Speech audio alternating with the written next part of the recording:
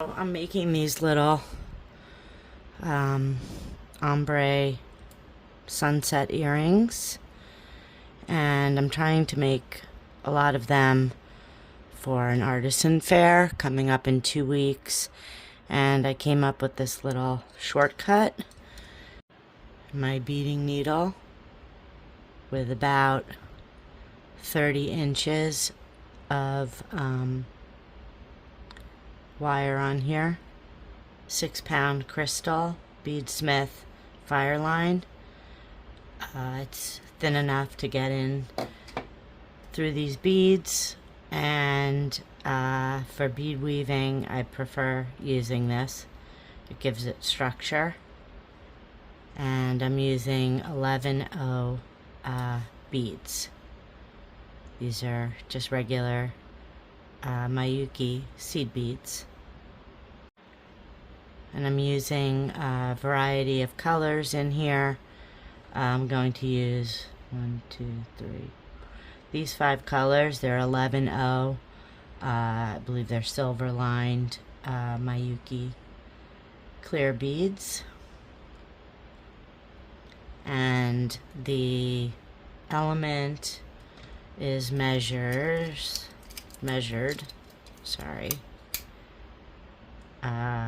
just about 3/4 of an inch. And beading around an element is a little bit difficult and time consuming, so I've come up with a way to avoid the rough starts of beading onto the element. Here I've done a brick stitch. It's a 2-drop brick stitch pattern, and I've started and worked into the second row, and it's reasonably stable. What I'm going to do is I'm exiting. Here's my start string. I weave that up to the second level here, and then I have my working string. I'm going to go back down through 1, and then I'm going to go to the 3rd row from the end, and this is 9. This is a 9-row double brick stitch drop start. I'm going to go down through the 3rd, back up through the 2nd, go back down like that. So I'm now coming out of the far end of the 1st row. I'm going to take my element. I'm going to put the thread through the element, back through the 1st row, and pull. Then I'm going to go back through the 2nd, through the element,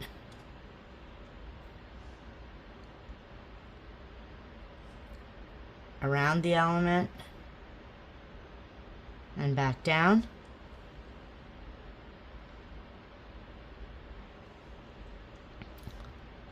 Okay, it starts to stabilize after the 3rd or 4th row.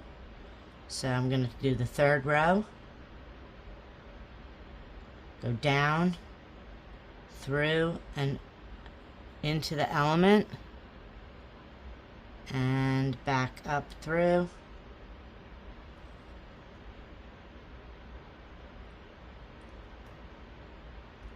There we go. Oops. Okay, and now it gets easier as you go down through the 4th row, through and up through the 5th.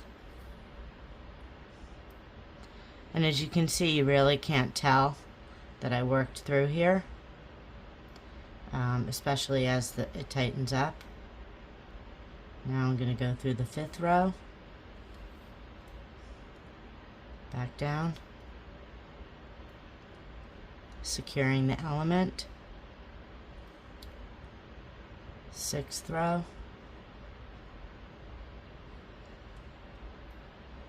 back through.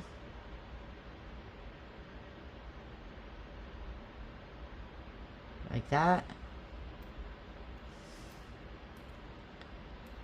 Okay, and you can see it's in very good shape here. Continue through the end.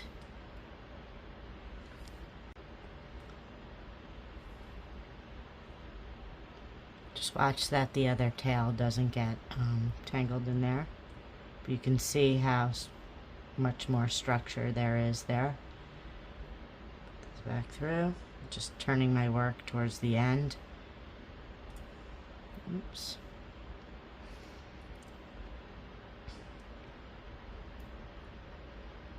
Okay.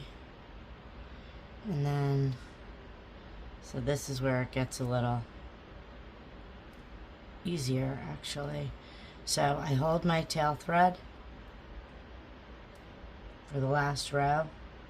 Again, go down through the 2 beads, pull through the element, go around, and then I try to go through both pieces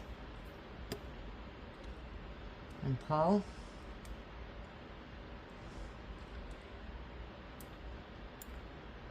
And then I just tighten a little bit. Okay? Then what I've been doing is tying off here. I usually go around 3 times. 1, 2, 3. Now there's a knot there, and it will be more visible than using Nymo, but what I try to do is just a couple more steps so that I don't have to worry about the tail thread. So what I do is I'm going to pick up 4 beads for 2 drop brick stitch. So I'm going to move the other tail thread over. I'm going to do 1, 2, 3, 4 to start my next row of the ombre. I'm going to go through, and then I'm going to go pull that. I'm going to go around here twice to secure the first bridge, which will be in the 3rd row. Then I'm going to go down. Oops. And back up.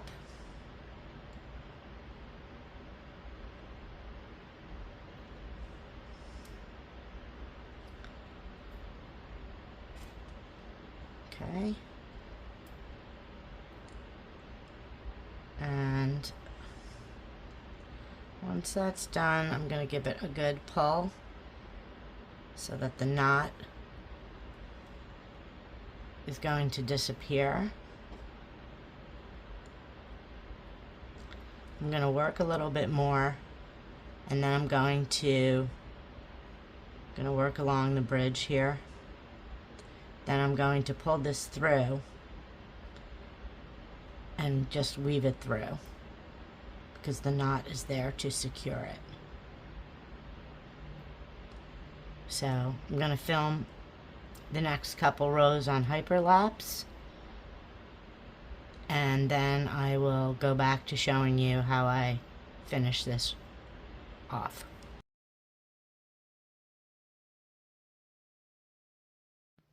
Okay, now I finished the next row.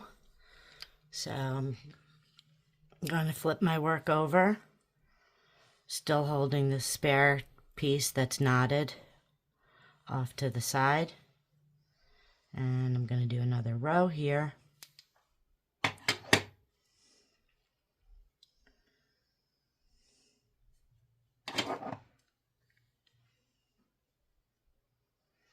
pick up 4 beads again. And go through the second. Go up.